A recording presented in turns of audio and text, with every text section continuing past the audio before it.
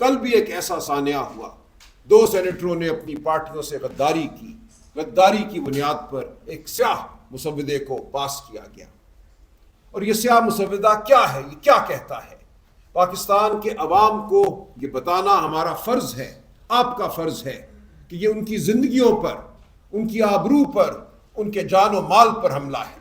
یہ نہ سمجھیے کہ بس ایک آئینی ترمیم ہوئی جو کوئی قانونی نوعیت کی بات ہے جس کا کوئی اثر ان کی زندگیوں پر نہیں پڑے گا۔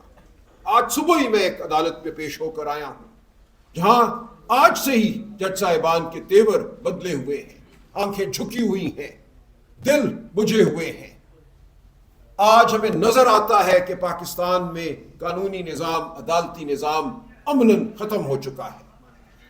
اب ارادہ ہے ایک ایسی عدالت قائم کرنے کا جس کو نام دیا گیا ہے فیڈرل کانسٹیٹیوشنل کورٹ، جس میں فارم 47 کا وزیر اعظم، وہ وزیر اعظم جو 8 فروری کی لوٹ کے نتیجے میں وزیر اعظم بنا ہے۔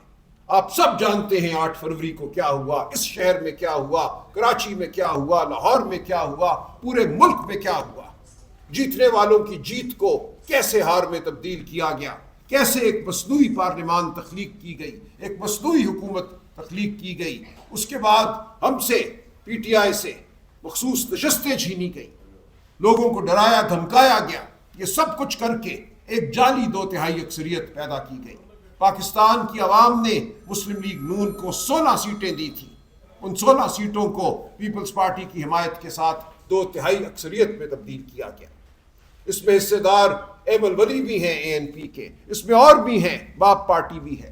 سب کو کچھ نہ کچھ دے کر ایک مصنوعی 2/3 اکثریت کے ذریعے پاکستان کے عوام کے حقوق پر حملہ ہے۔ یہ فیڈرل کانسٹیٹیوشنل کورٹ اسی مصنوعی نظام کے نتیجے میں بنے وزیر اعظم خود تشکیل دیں گے، اپنی جیب سے نام نکالیں گے۔ غور سے پڑھیے، یہ ترمیم یہ کہتی ہے کہ پہلا چیف جسٹس اور پہلے جج اس فیڈرل کانسٹیٹیوشنل کورٹ کے وزیر اعظم مقرر کریں گے، وہ نام دیں گے اور صدر ان ناموں کی توثیق کریں گے، نوٹیفیکیشن جاری کریں گے۔ اور یہ کون سا صدر ہے؟ یہ وہ صدر ہے جس کے خلاف مقدمات کی بھرمار کو آپ جانتے ہیں۔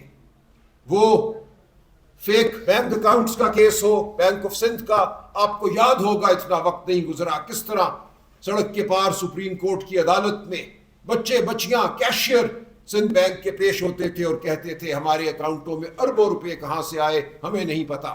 اربوں روپے ان کے اکاؤنٹوں میں آتے تھے، ان کے اکاؤنٹوں سے کیش نکال لیا جاتا تھا، وہ کہاں جاتا تھا؟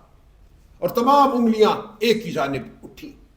وہ ایک مقدمہ بنا اور اس مقدمے کو یک لخت اس مصنوعی رجیم نے ختم کر دیا، اس مصنوعی حکومت نے۔ اس صدر کو تا حیات استثناء دے دیا گیا ہے قانونی عمل سے۔ یہ کہا گیا ہے کہ صدر مملکت کے خلاف کوئی مقدمہ قائم نہیں رہ سکتا، کوئی فوجی کارروائی نہیں ہو سکتی تمام عمر کے لیے۔ اس کی مثال تاریخ میں نہیں ملتی۔ بڑے سے بڑا بدکار، بڑے سے بڑا جابر بالآخر قانون کے سامنے آیا ہے۔ ہماری اپنی روایت، روشن روایت حضرت عمر فاروق کی ہے۔ کوئی شخصیت ہماری مملکت میں ایسی نہیں ہو سکتی جو قانون کے سامنے، عدالت کے سامنے جواب دے نہ ہو۔ لیکن اس سیاہ ترمیم نے یہی کیا ہے، صدر مملکت کو تا حیات استثناء دے دیا ہے، اور ساتھ ہی یہ کہا ہے کہ آرمی چیف، ایئر چیف اور نیول چیف کو بھی یہی استثناء حاصل ہوگا۔ ان کے سامنے ہے مشرف کا انجام، کس طرح وہ در بدر ہوا، کس طرح عدالت نے اس کو سزائے موت سنائی، اس نے جو آئین کی پامالی کی، آئین کے ساتھ جو کھلواڑ کیا۔ تو آج ہمیں یہ نظر آتا ہے کہ آئین کے ساتھ کھلواڑ کرنے والوں کو، اس ملک کے وسائل کے ساتھ کھلواڑ کرنے والوں کو، کرپشن کرنے والوں کو یہ کہا گیا ہے کہ یہ عہدہ حاصل کر لو تو تم مبرہ ہو، تم تمام عمر کے لیے کسی قانونی کارروائی سے اوپر ہو گئے ہو، کوئی عدالت تمہاری طرف آنکھ اٹھا کر نہیں دیکھ سکے گی۔ تو یہ ہے وہ ترمیم جو کی گئی ہے، اور جو عدالت بنائی جائے گی وہ انہی کے نمائندوں کی ہوگی، ان لوگوں کی ہوگی جن کے نام یہ لوگ اپروو کریں گے، وہ جو ہمیں نظر آتے ہیں اور جو پس پردہ کھڑے اصل طاقت استعمال کر رہے ہیں۔ تو اس نظام نے ایک مصنوعی نظام قائم کیا ہے، قانون کا، عدالت کا، جو طاقت کے تابع ہے، جو جبر کے تابع ہے۔ اب آپ کے بچے اگر اغوا ہوتے ہیں رات کی تاریکی میں ویگو ڈالے آپ کے گھروں پر حملہ کرتے ہیں، چادر چار دیواری کو پامال کرتے ہیں، آپ کے خلاف جھوٹے مقدمے بنا کر آپ کو جیلوں میں ڈالا جاتا ہے، تو یاد رکھیے ہم پہلے آئینی پٹیشنیں کرتے تھے، ہمیں کچھ امید ہوتی تھی کہ وہ کسی ایسی عدالت کے سامنے جائیں گی جہاں سے معاملہ شاید انصاف کی بنیاد پر طے ہو، اور پھر معاملہ سپریم کورٹ میں جائے گا۔ ہمیں کچھ امید ہوتی تھی کہ سپریم کورٹ میں کچھ غیور جج ہوں گے، قانون کو بلند کرنے والے، انصاف کو بلند کرنے والے، انسانی حقوق کے پاسدار۔ اب ہمیں ایسی کوئی امید نہیں ہے۔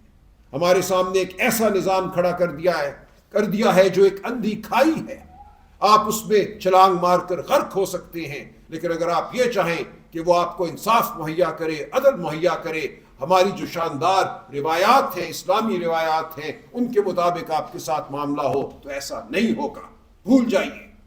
اب آپ کے سامنے یہ سوال ہے کہ آپ نے کرنا کیا ہے، پوری قوم کے سامنے یہ سوال ہے کہ آپ نے کرنا کیا ہے۔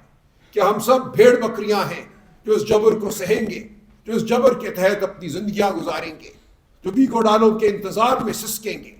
یا ہم نے کوئی قدم اٹھانا ہے، ہم نے اپنی آواز بلند کرنی ہے، ہم نے نکلنا ہے؟ یہ زندہ قوموں کا شیوا ہے۔ ایسا نہیں ہے کہ آئین اور قانون اور ہمارا تمدن، ہماری تاریخ، ہمارا دین ہمیں روکتے ہیں یہ کرنے سے۔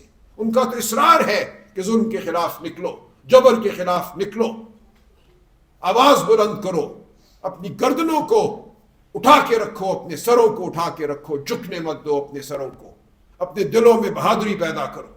تو ہم آپ کے سامنے بار بار آتے رہیں گے، میرے ساتھ اکابرین بیٹھے ہیں جو مزید بات کریں گے، لیکن مجھے صرف اتنا کہنا ہے آپ کے توسط پاکستانی قوم کو کہ اب یہ وقت قیام ہے۔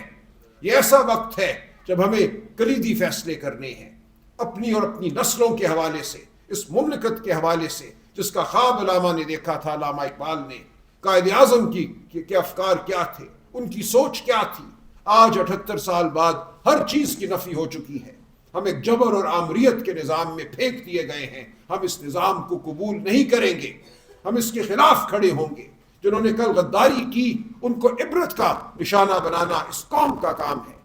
غداروں کو بھی ہم کہیں چھپنے نہیں دیں گے، اور جابر کا ہم مقابلہ کریں گے، جابر کے سامنے ہم کلمہ حق ادا کرتے رہیں گے۔